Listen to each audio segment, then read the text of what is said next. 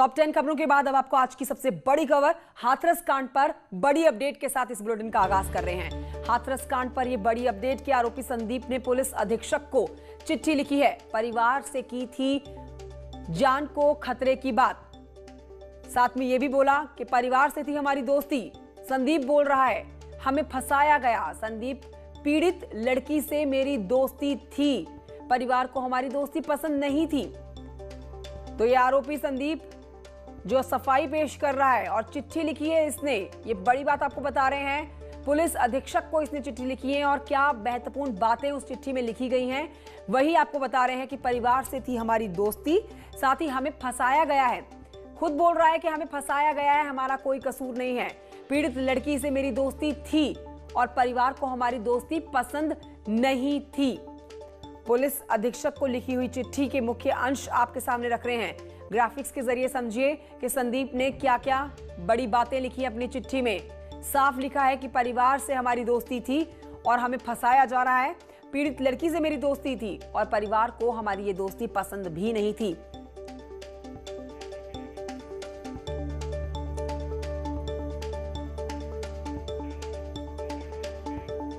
इस बीच आपको यह भी बता दें कि आरोपियों को जान का खतरा बना हुआ है। आरोपियों ने बताया है कि जान को खतरा है। आरोपी हम रामू की बात कर रहे हैं जिसने भाभी का बड़ा बयान दिया है। जेल में हमारे बच्चे सुरक्षित नहीं हैं। परिजन आरोपियों के परिजनों ने मांगी सुरक्षा। तो ये दो बड़ी बातें आपको आज की बता रहे हैं। एक तो संदीप जो कि आरोपी है और उसने चिट्ठी लिखी पुलिस अधीक्षक को जिसमें अपने आप को उसने पाक साफ बताया और हमारा कोई कसूर नहीं, हमें बेवजह फंसाया जा रहा है।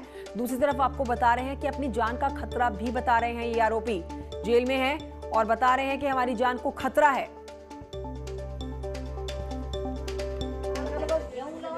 जेल में बच्चा सेफ रहता है, हमारे बच्चे को जेल में खतरा है। जब वो यहाँ सब काम करवा रहे तो वो जेल में करवा रहे। अनामिका और जानकारी के साथ इस खबर पर मौजूद है। सीधे रुक करते हैं हाथरस की तरफ जहां से अनामिका हमारे साथ लाइव है। अनामिका, आज की जो इस बड़ी खबर में बड़ी अपडेट आई है वो दो बिंदुओं पर अटकी हुई है। एक तरफ सिक्योरिटी की बात हो रही है कि जो आरोपी युवक हैं जो जेल में बंद है वो कह रहे हैं कि उनको डर है इस बात का कि उनके साथ कभी भी कोई भी बड़ी घटना हो सकती है, उनको अपनी जान का डर सता रहा है। तो दूसरी तरफ संदीप साफ कह रहा है कि उन्होंने कुछ नहीं किया है, उनकी परिवार से दोस्ती थी, उनकी लड़की से दोस्ती थी, लेकिन घर वालों को ये दोस्ती पसंद नहीं थी।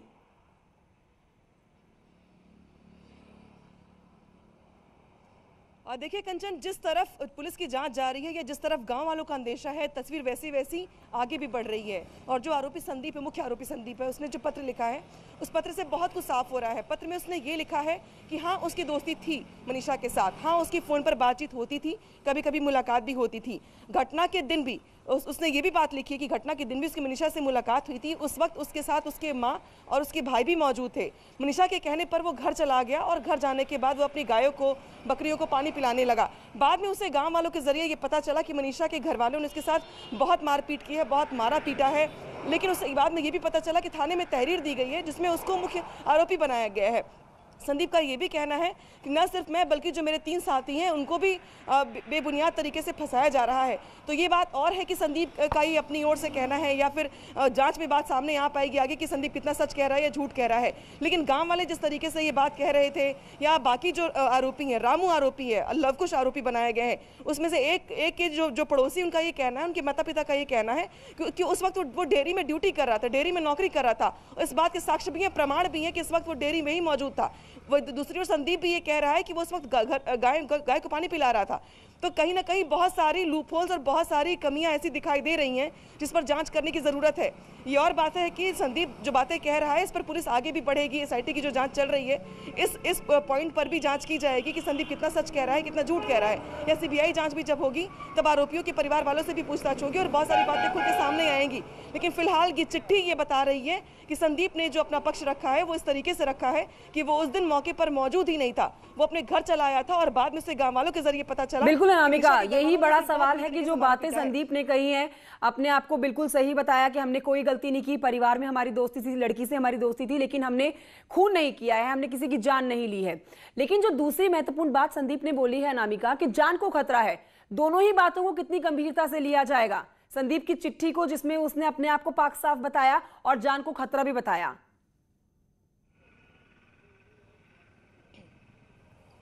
और देखिए कंचन, ये पूरी की पूरी जो घटना है ये जाके रुक गई है परसेप्शन पे। ये पूरा का पूरा गांव बढ़ चुका है ठाकुर में, हरिजन में।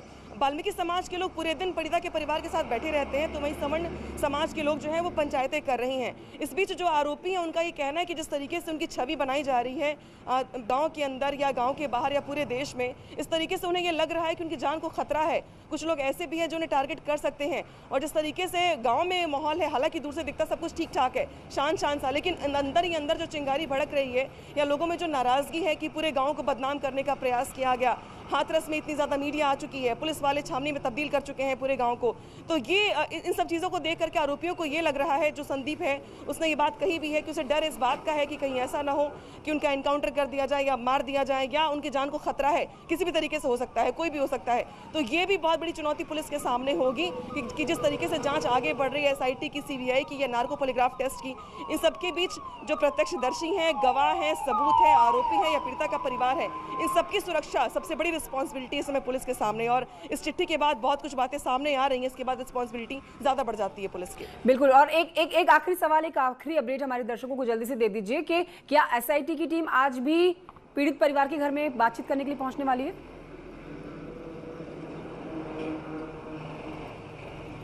और देखिए SIT की टीम आज जो है, जो मुझे इन्फॉर्मेशन है उसके मुताबिक वो गांव में तो आएगी SIT की टीम, लेकिन आरोपी जो परिवार है, जिनको आरोपी बनाया गया है, उनके घर वालों से भी पूछताछ हो सकती है। ठीक है, बहुत शुक्रिया आपका अनामिका, बहुत शुक्रिया आपका जानकारी के लिए। अब आगे बढ़ेंगे और अब बात करेंगे भारतीय वायुसेना के 88वें स्थापना दिवस की, जो कि आज है। आज धूमधाम से पूरे जश्न के साथ मनाया जा रहा है पूरे देश में 88वां स्थापना दिवस, जिसको लेकर हिंडन एयरबेस की सीधी तस्वीरें आप देख रहे हैं। गाजियाबाद से तस्वीरें हम आपके सामने लेकर आए हैं। हिंडन एयरबेस की तस्वीरें आपके सामने, जहां पर आज पूरा दमखम दिखा रहा है वायुसेना। ये वायु वीरों को अब आप यहां देखेंगे। आज आसमान में उड़ान भरते हुए नजर आएंगे तेजस, साथ ही रफाल। इन दो विमानों के ऊपर, लड़ाकू विमानों के ऊपर सबकी नजर रहने वाली है। ये सीधी तस्वीरें आपके सामने हैं, दो तस्वीरें आपके सामने आज की 88वें स्थापना दिवस की। भारतीय वायुसेना का आज 88वां स्थापना दिवस। और ये देखिए दो तस्वीरें आपके सामने, रफाल, तेजस उड़ान भरते हुए, हिंडन एयरबेस से लाइव तस्वीरें। तो कार्यक्रम में आज तीनों सेनाध्यक्ष मौजूद हैं। साथ ही आपको बताएं कि chief of defence staff general Bipin Rawat भी इस कार्यक्रम में मौजूद हैं। कार्यक्रम शुरू हो चुका है और आज ये भी कयास लगाए जा रहे हैं कि जो संबोधन होगा वायुसेना प्रमुख का, RKS भदौरिया का, उसमें सीधे तौर पर एक मैसेज देने की कोशिश की जाएगी पाकिस्तान और चाइना को। हालांकि ये तस्वीरें देखिए, भारतीय वायु वीरों की ये तस्वीरें आपके सामने। कार्यक्रम का आगाज हो चुका है और आप घर बैठे देख रहे हैं न्यूज़ 18 के माध्यम से इस कार्यक्रम को। ये दो तस्वीरें आपके सामने।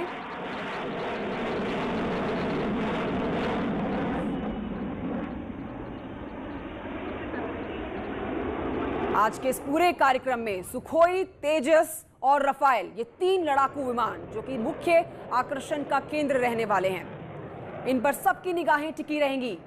वायुसेना के परिवार में रफाल अभी ताजा शामिल हुआ है, जो कि सबका आकर्षण का केंद्र बना रहेगा। कार्यक्रम में मौजूद हैं रक्षा मंत्री राजनाथ सिंह, वायुसेना प्रमुख मिस्टर भदौरिया, साथ ही chief of defence staff general Bipin Rawat भी।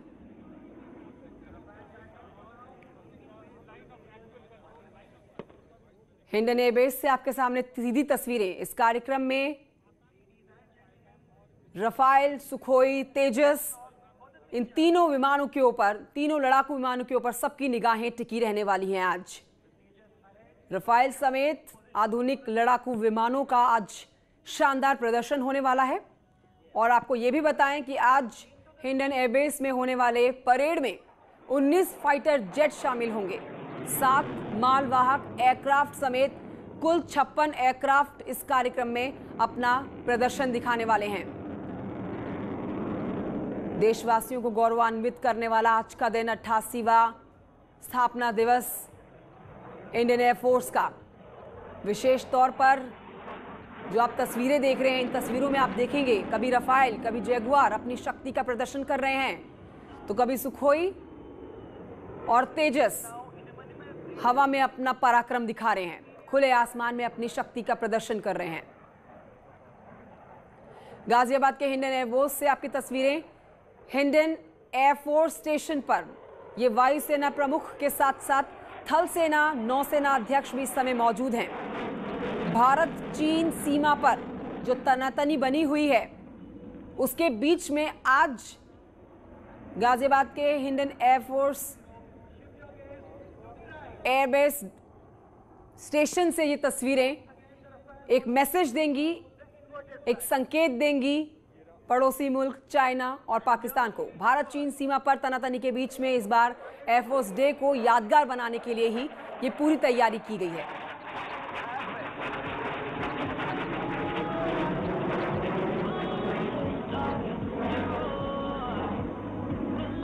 Now straightening and pitching up for a Cuban roll. Notice as she pulls up for a loop. Now rolling in an upright position to pull out reciprocal to his original direction. The Cuban roll can be used as a maneuver for weapon delivery.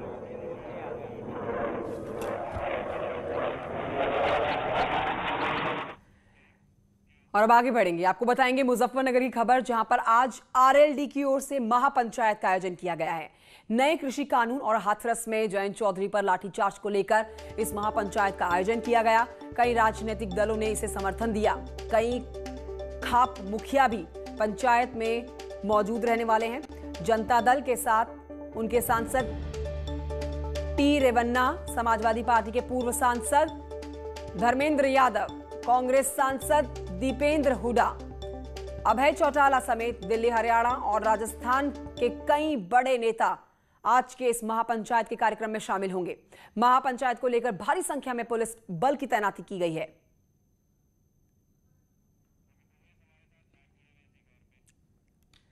और आइए सीधे रुख करते हैं मेरे सहयोगी उमेश श्रीवास्तव की तरफ, जो कि इस समय महापंचायत के कार्यक्रम से मौजूद है हमारे साथ लाइव। उमेश, आज का दिन बहुत बड़ा है क्योंकि आज ये महापंचायत, जिसको भारी चाक चौबंद सुरक्षा के बीच में शुरू किया जाने वाला है।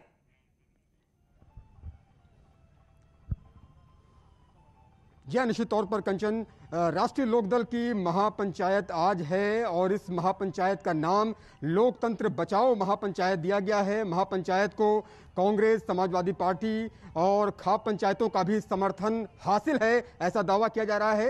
इस महापंचायत में शिरकत करने के लिए लोगों का जुटना यहाँ शुरू हो चुका है। आप देखिए इन तस्वीरों में कि किस तरह से यहाँ पर लोग बैठे हुए हैं और इस महापंचायत की शुरुआत का बस इंतजार कर रहे हैं। 11 बजे के आसपास ये महापंचायत शुरू हो जाएगी और हम कुछ लोगों से बात भी करते हैं और उनसे जानते हैं कि इस महापंचायत का क्या उद्देश्य है, ये महापंचायत क्यों की गई है। आप ये बताइए भाई साहब, ये महापंचायत जो आप लोग करने जा रहे हैं, इस महापंचायत के पीछे क्या मकसद है, क्यों ये महापंचायत हो रही है? एक तो हम सब किसान कृषि अध्यादेश के खिलाफ यहाँ पर इकट्ठा हुए हैं और जो हाथरस में अमानवीय तरीके से हमारे राष्ट्रीय उपाध्यक्ष जयंत चौधरी जी पर लाठीचार्ज किया गया है, उसके विरोध में सब लोग इकट्ठा हुए हैं। उसका जवाब हम आज यहाँ सब एकत्रित होकर देना चाहते हैं। प्रशासन को बताना चाहते हैं कि लाठी डंडों की सरकार हम नहीं चलने देंगे। यहाँ पर भारी मात्रा में पुलिस फोर्स के जवान भी मौजूद हैं, आरआरएफ के जवान मौजूद हैं और चप्पे चप्पे पर निगरानी भी की जा रही है। हम कुछ और लोगों से बात करते हैं। आप ये बताइए कि कांग्रेस, समाजवादी पार्टी और अन्य राजनीतिक पार्टियों का भी समर्थन है इस महापंचायत को? हाँ, समर्थन है, सभी किसानों का जो है समर्थन है और सभी जो है भारी तादाद में यहाँ पे आ रहे हैं।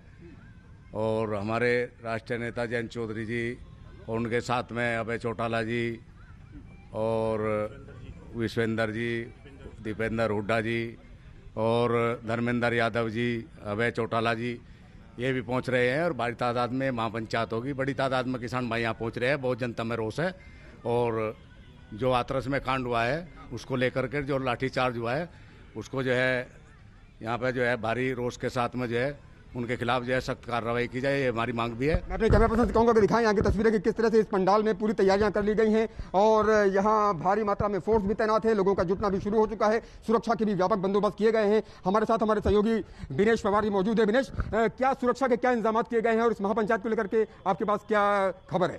देखिए, इस महापंचायत को लेकर सबसे पहले तो सबसे बड़ी खबर तो यही है कि कल खाप के जो मुखिया थे उनकी एक छोटी बैठक हुई थी और बैठक में समर्थन करने की घोषणा की गई थी। वो सबसे बड़ी खबर थी और सबसे बड़ी अच्छी बात थी इस रालोद सभा के लिए, क्योंकि खाप का जुटना एक बहुत बड़ी बात है और उसी के माध्यम से ये भी उम्मीदें जताई जा रही है। जो ठीक है उमेश, बहुत शुक्रिया आपका। आप इस महापंचायत के ऊपर अपनी नजर रखिए, जैसे ही महापंचायत शुरू होगी हम आपके पास फिर लौटेंगे। एक छोटे से ब्रेक के लिए रुक रहे हैं, जल्द लौटेंगे।